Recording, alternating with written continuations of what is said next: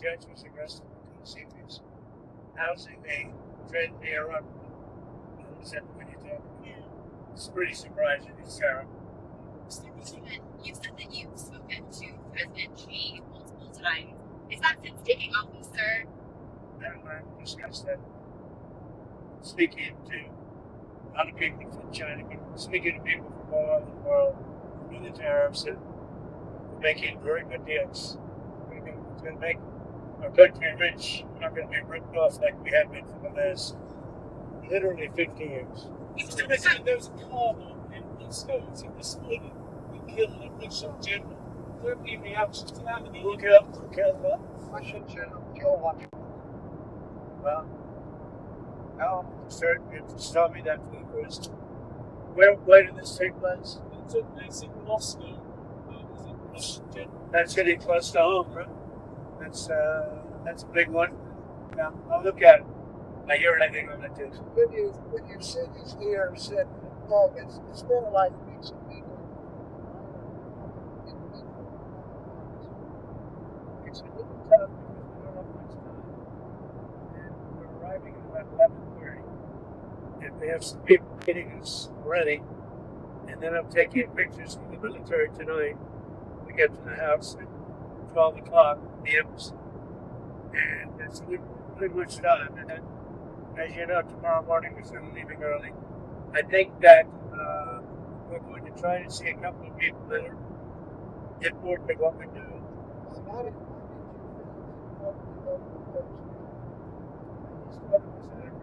I'm on the Catholic vote, and I think it's the first time that ever happened where a Republican, and I won it by a lot. And I have a great relationship to the Catholics. Very simple. I won the Catholic at 56% of the vote. I don't know why we didn't get more votes. I got any. But we did well with the Catholic vote, and the relationship was very good. So I think it's a great. So I know Woodson said that Secretary Woodson said that you wouldn't drop tariffs on China even along the road, that you would need to see some kind of movement. What do you want to see from China? It's right. Well, I'm not going to drop it unless they give us something that's substantial. That's absolutely not. It'll all work out. Those things always work out. You know, we're working on a lot of projects right now. The ball is solved. The water is the most secure it's ever been. We're having a very hard time with judges because they don't want people when they move out of the country. Shockingly, nobody's ever had this before. No other president. There's never been a time when this has ever become an issue. When they talk about due process, when you have millions of people that you're moving out that are really bad people, very dangerous people, and you have a judge who wants every single one of them to have a trial. So they want to set millions of trials there for them. And how long does the trial take? Weeks. How can it take weeks? It's not what it's about. That's not what our country's about. And that's not what I got elected on.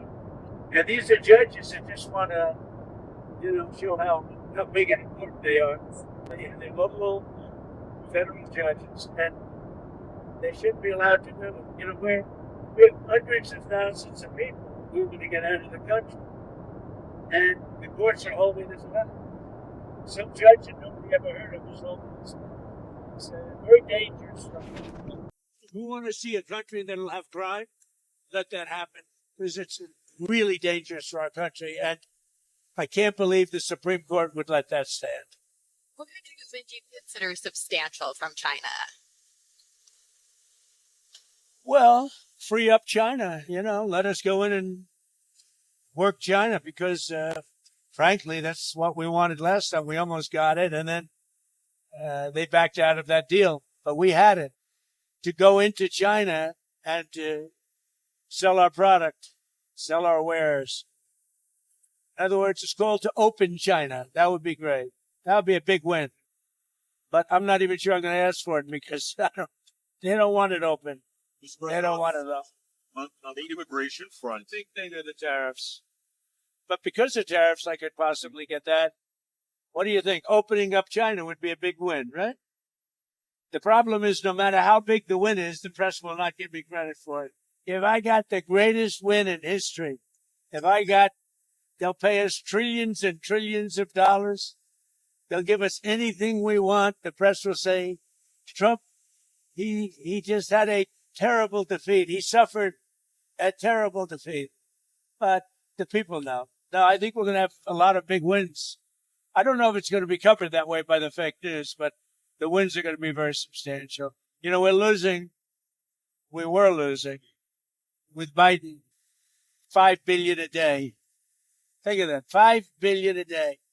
I've got that number way down, and soon it's going to be very, very positive. We'll be making $5 billion a day, but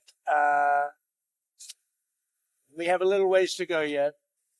Little ways. Mr. President, can I ask you about the Texas Senate primary? The Texas Senate primary with John Cornyn and Ken Paxton. Are you going to get involved? Have you talked to the candidates? Well, they're both friends of mine. I like them both. In a way, I wish they weren't running against each other. But I like Paxton. I like Cornyn. They're both good people. So I'll make a decision somewhere along the line. But you have two very good men. I have a question on your immigration agenda. Yesterday, the judge in San Francisco put a nationwide injunction on you guys taking money away from sanctuary cities. Your reaction to that, then I have a question about the markets. Well, it's unbelievable when you hear a judge in San Francisco or a judge in San Diego does nationwide injunctions having to do with the whole country, sitting behind a bench, a local bench, even though in some cases, in many cases, they're a federal judge, but a judge could close down. We should close down sanctuary cities. We shouldn't have sanctuary cities. And we'll see how that turns out. But sanctuary cities are sanctuary for criminals. That's what they are. They're sanctuary for criminals. They protect criminals. And we should close them down. If we want a safe country, you have to get rid of sanctuary cities. India and Pakistan, there are tensions after the attack in Kashmir. You got any message for them? Are you going to be talking to their leaders?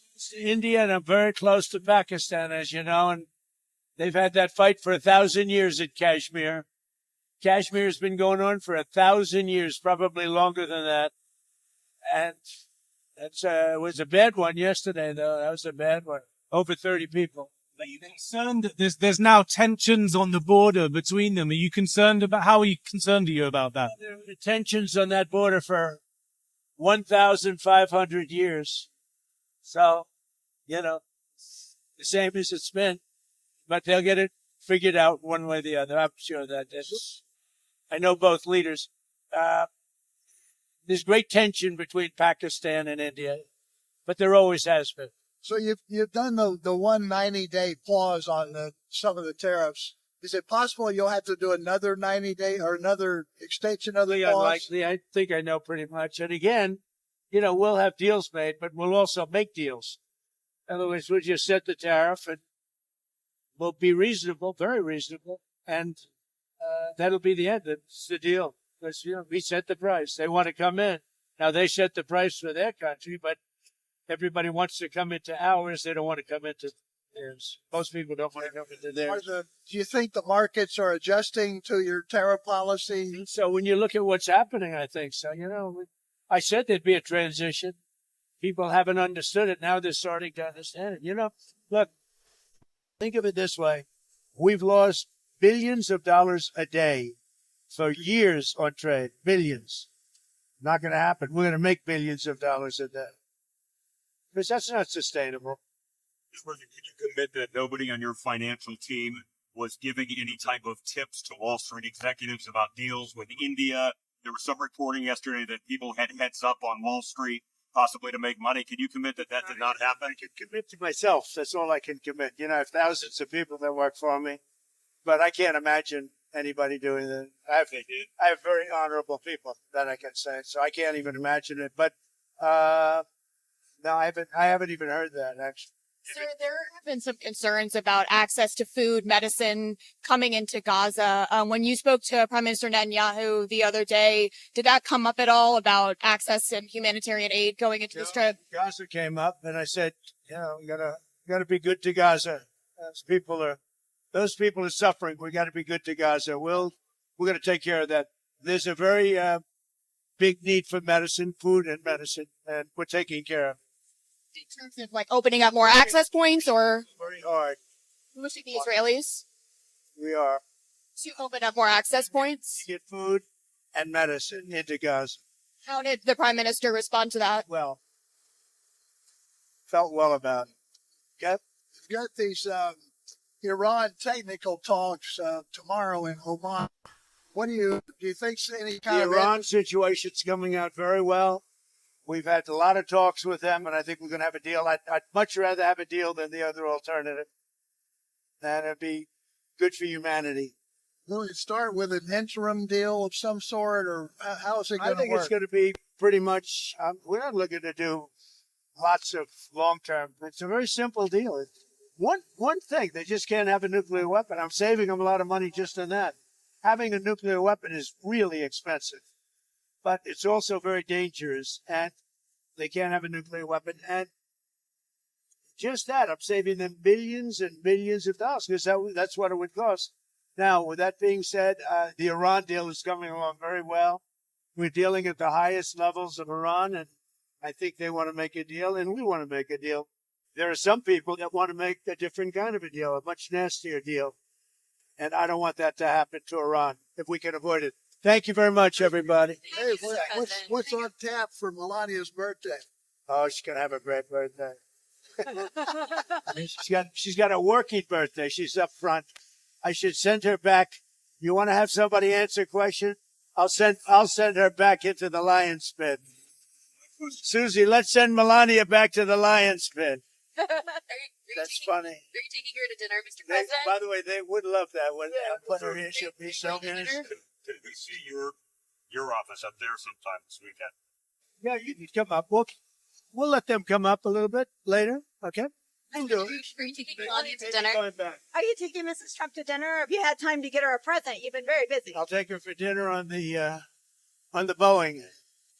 Right? I'll take her for dinner on Air Force One. There you go. I haven't had much time to buy presents now. We've been pretty busy. Yeah. But it's working out. Things are working out very well. And people are starting to understand how good tariffs are for us. And, tariffs have been used against us for 50 years. Now, I never understood it as a private person, why we allowed that to happen. It goes back a long time, but I never understood it. Why did we allow that to happen? Where we couldn't go into China, but they could come here. We couldn't go into Europe, but they could come here. Every place. We couldn't go into India. They could come here. I never understood why they allowed that. And I don't blame the countries. I blame the presidents for allowing it to happen. But you have a different kind of a president now. So thank you very much. Thank you.